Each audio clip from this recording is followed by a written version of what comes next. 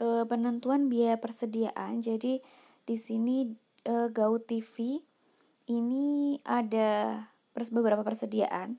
Kalau dilihat TV layar datar biayanya perolehannya 60.000. Kemudian kalau dihitung nilai realisasi netonya hanya 55.000. Dan seterusnya data ke bawah.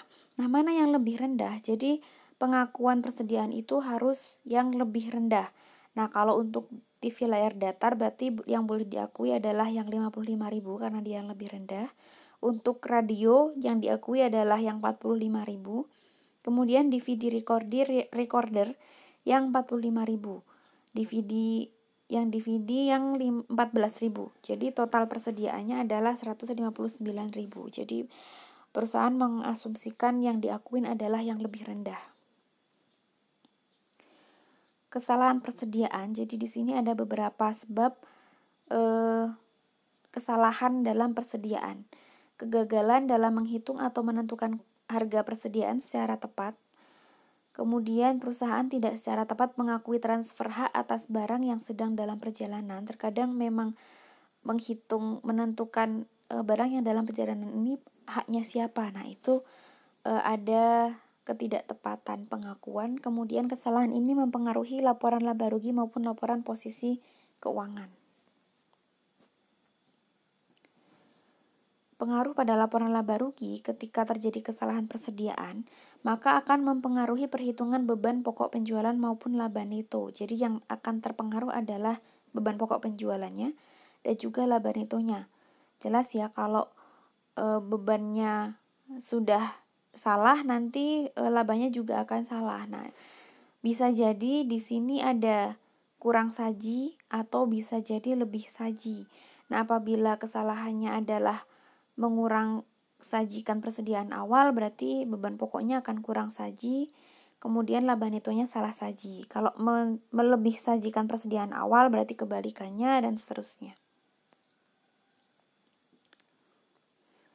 Nah, pengaruh pada laporan laba rugi, kesalahan persediaan akan mempengaruhi perhitungan beban pokok penjualan maupun laba neto di dua periode. Jadi, kalau sudah salah, berarti periode sekarang dan juga periode berikutnya akan salah juga. Kesalahan dalam persediaan akhir periode berjalan akan memiliki pengaruh terbalik terhadap laba neto periode akuntansi berikutnya.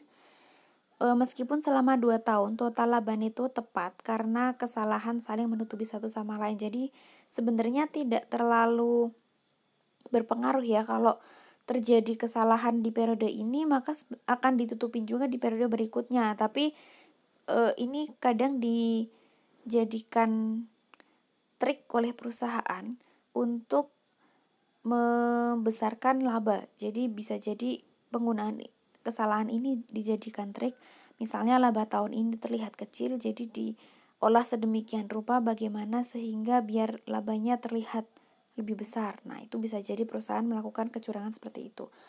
Ketepatan persediaan akhir tergantung sepenuhnya pada akurasi pengambilan dan penentuan biaya persediaan. Jadi tadi kita menggunakan metode yang mana dalam menghitung metode biaya persediaan ini akan menentukan berapa keakuratan persediaan akhir yang bisa diakui. Karena kalau kita lihat beda metode tadi juga akan beda hasilnya. Kalau kita menggunakan metode yang berbeda, labanya juga akan berbeda. Nah, ini nanti akan menentukan berapa jumlahnya laba perusahaan. Kemudian kesalahan dari persediaan kalau dilihat dengan gambar seperti ini, ada di 2013, di situ laba netonya 3.000 kurang saji, tapi di 2014 akan menjadi lebih saji. Jadi kalau sebenarnya di rata-rata ya sama aja, hanya dia masuknya ke laba tahun yang sekarang atau tahun depan gitu. Jadi kalau ada kesalahan sebenarnya seperti itu. Meskipun salah di tahun sekarang itu akan masuk ke laba tahun depan, tapi tahun sekarang kan kalau dia kurang saji seolah-olah menjadi kecil labanya, padahal sebenarnya kenyataannya itu haknya tahun ini, tapi malah masuknya ke tahun depan. Nah, ini efek dari kesalahan persediaan yang terjadi. Kemudian pengaruh terhadap laporan posisi keuangan. Nah, pengaruh di laporan posisi keuangan jelas dia akan mempengaruhi di persediaan akhirnya. Jadi kalau tadi laba itu di laporan laba rugi, sedangkan di laporan posisi keuangan persediaan akhirnya nanti akan berbeda ketika menggunakan metode yang berbeda atau terjadi salah saji di persediaan. Ini ada contoh soal, silahkan bisa dikerjakan. Nah, tapi ini sudah ada solusinya. Total nilai persediaan adalah jumlah nilai-nilai tersebut yakni sebesar 430.000. Ini juga kelanjutan dari contoh soal yang bisa dikerjakan. Kemudian penyajian dan analisis laporan. Nah, untuk penyajian, nilai realisasi neto atau tadi NRV, ini persediaan diklasifikasikan sebagai aset lancar. Kemudian pada laporan laba rugi, beban pokok penjualan dikurangkan dari penjualan. Nah, seharusnya juga terdapat pengungkapan tentang klasifikasi utama persediaan. Itu juga harus dijelaskan. Basis akuntansi atau biaya-biaya yang digunakan, misalnya tadi menggunakan metode biaya atau menggunakan NRV, mana yang lebih rendah. Kemudian metode biayanya dengan identifikasi khusus, FIFO atau biaya rata-rata. Nah, ini harus dijelaskan dalam laporan posisi keuangan. Sehingga nanti pembaca akan tahu, oh perusahaan ini menggunakan metode yang ini, sehingga labanya seperti ini, begitu.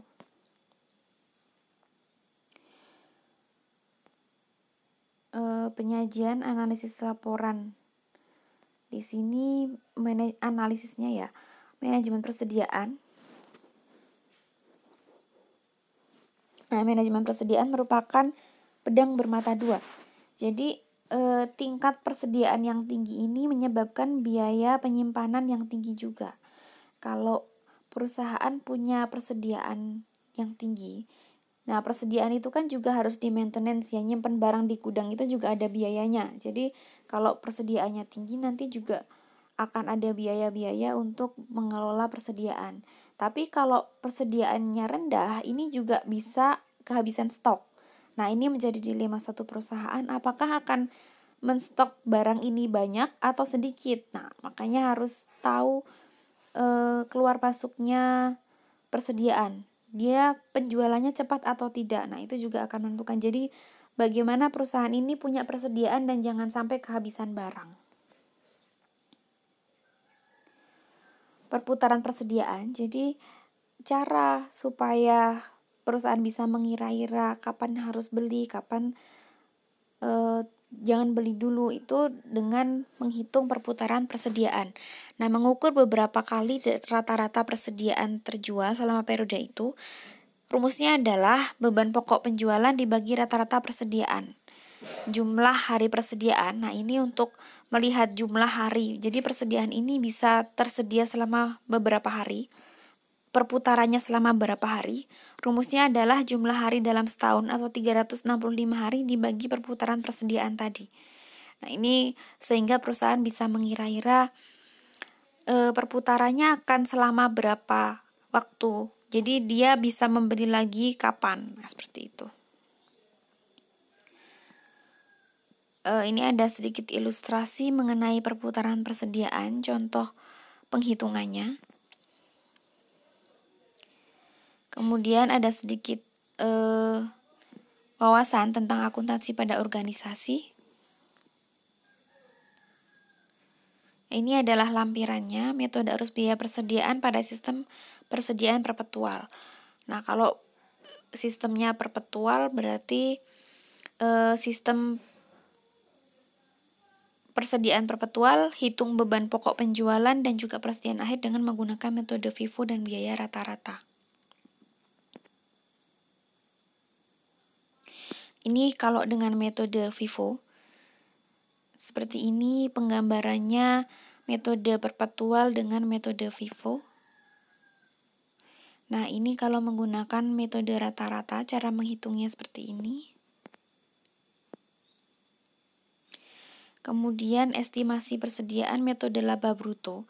Mengestimasi biaya persediaan akhir dengan menerapkan tarif laba bruto pada penjualan neto.